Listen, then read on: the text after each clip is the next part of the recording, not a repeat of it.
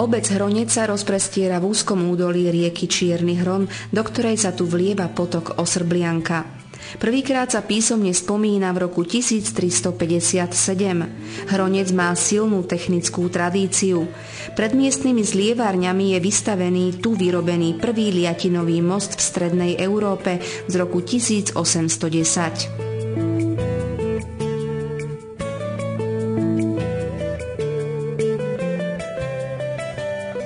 Z Hronca sa riadila aj doprava na celej sieti pôvodnej lesnej železnice. V miestnom depe dodnes prespáva najväčšia atrakcia čiernohronskej železnice, parná lokomotíva ČKD.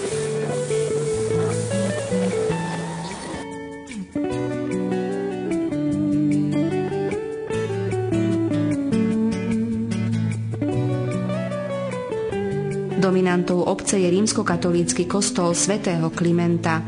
Bol postavený v rokoch 1821 až 1826 v klasicistickom slohu. Ďalšími sakrálnymi pamiatkami sú kaplnky v obci a okolí. Vedľa kostola sa nachádza pamätník obetiam Prvej svetovej vojny. Počas Slovenského národného povstania tu prebiehali kruté boje a tieto ťažké časy pripomínajú početné pamätníky.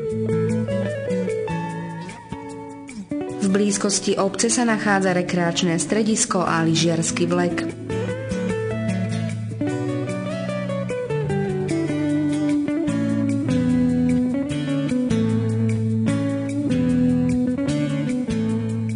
Občanom slúži aj novovybudovaný športový areál.